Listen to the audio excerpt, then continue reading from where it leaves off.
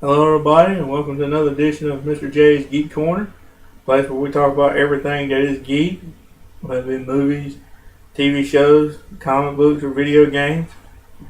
And with all the big summer superhero movies coming out, like Iron Man 3 and my personal favorite, Man of Steel, I took the time to think up what are some overly used, overrated supervillains that have been to me overused and worn out over the years. There are a lot of TV shows and movies and comics, and I said they have just taken certain iconic villains and have really overused them. And I'm gonna talk this week about some that I think are overly used, really overly used.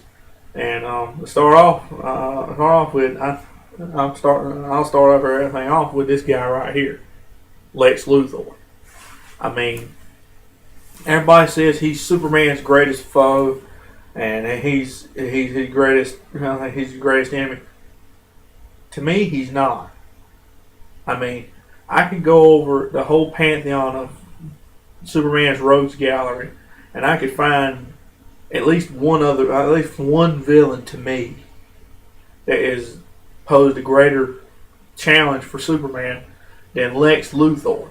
I mean, sure, he's supposed to be a 12th or 13th level genius, or and that he's an owner of a big corporation, and he's been president of the United States, and always causes Superman trouble. But if he's so smart, why ain't he beat him? He has never beat him except in imaginary stories. I mean, there's been a few imaginary stories way back in the day where he's killed Superman and stuff like that, but it's just been imaginary stories and it ain't part of the continuity. But he's never really truly beat him in continuity. Ever. That I know of. And, I mean, they say he's a great villain. What's so great about him? I mean, they claim he's got to outsmart him. He ain't outsmarting him yet. He ain't outsmarted Superman. When it looks like he's outsmarted, Superman still beats him.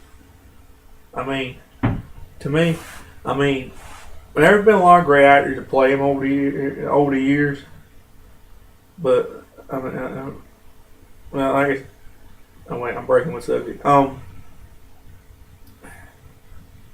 I said, what's so great about him? I mean, to me, he's always seemed like the sinister bald guy with a chip on his shoulder and a little green rock, plaguing Superman all the time. What's so great about that? He is the type of one. I mean, he's just a human being with a little green rock. I mean, if Superman was a darker character, I mean, sure, he can't come within 10 feet of Lex without being affected by kryptonite. If Superman was a darker character, and he's not, but if he was darker, he could stand 11 feet away and just fry him with his heat vision. I mean, and it's supposed to be his greatest villain, the guy with a green rock. I'm sorry. And even though, like I said, when I started to say before, he's had a lot of good actors play him over the years. I mean, Gene Hackman did good in the original movies. Gene Hackman did good. Kevin Spacey did good in Superman Returns, even though that wasn't as good a movie as I thought it would be. But he still did a good job. And I said Clancy Brown does an amazing job playing him on the animated series, and even John Shea did a right good job on Lois and Clark. And Michael Rosenbaum, who did play him on Smallville, to me, he was probably the best Lex in the past 12 or 13 years. And I think he should probably play him again in another movie. An animated movie, maybe. Maybe even a Smallville movie he should play. But still, thankfully, Lex is not in this new Superman and the new Man of Steel movie that's coming out this year. Thankfully, he is not the villain. Because if he is, I probably would have groaned. I probably said, oh no, not again. So I'm glad they picked Zod, even though Zod seems like he's a little bit too used. For a time, I thought he was a little bit too overly used, and a lot of folks thought that too. To me, Zod is a lot better pick than Lex Luthor. And I'm glad they went with a direction away from Lex Luthor. As for if he shows up in the future, that's just for the future to determine. But for right now, he's not in Man of Steel. And I'm glad to see that. And I'm glad to see.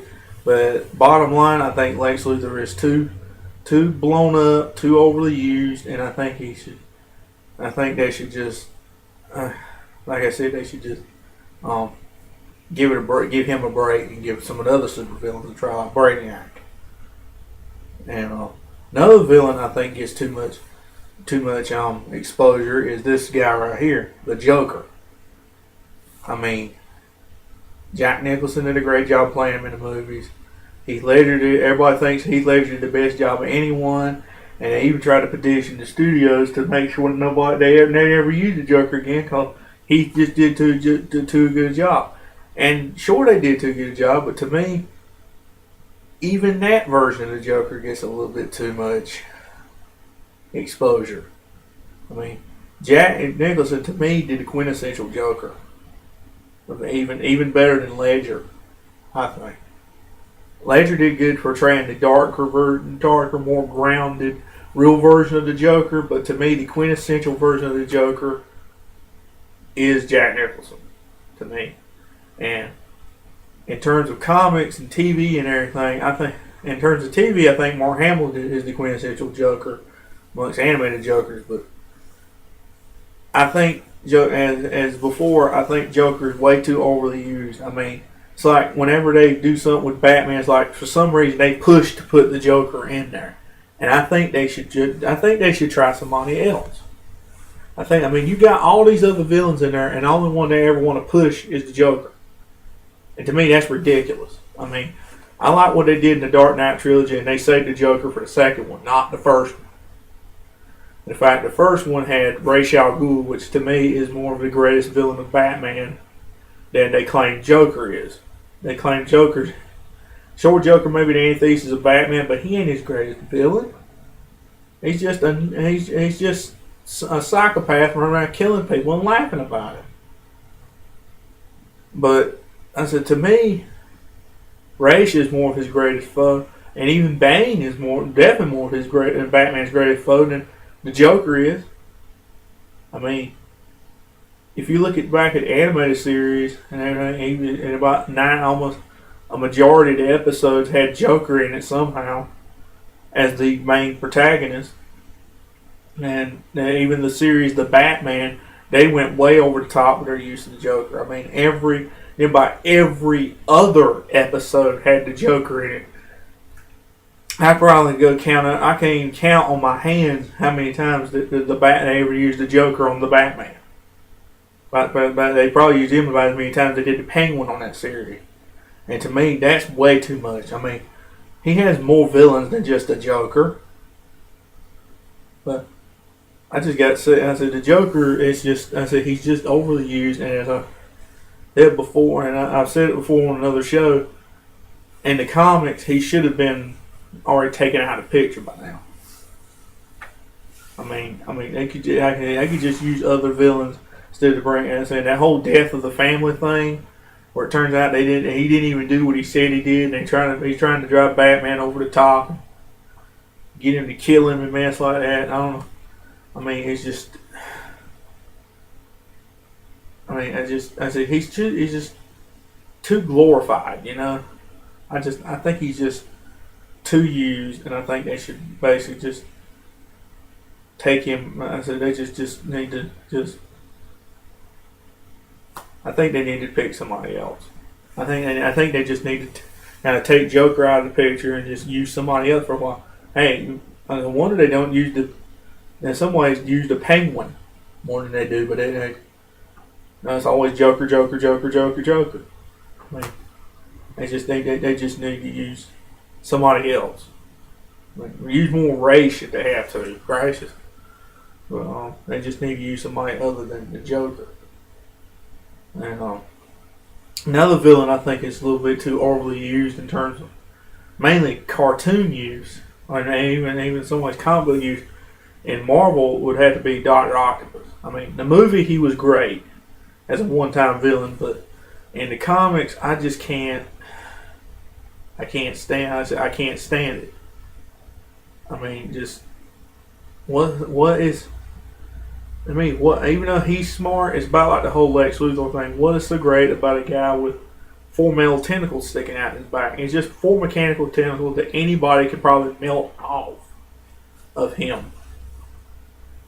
I mean, that's it. And the fact now that he's running around, he's in recent Spider-Man and comics that he's taken his brain and taken his exchanged essences with Peter Parker, and now Peter Parker has died in his body, and he's now play acting in Peter Parker as Spider-Man in Peter Parker's body.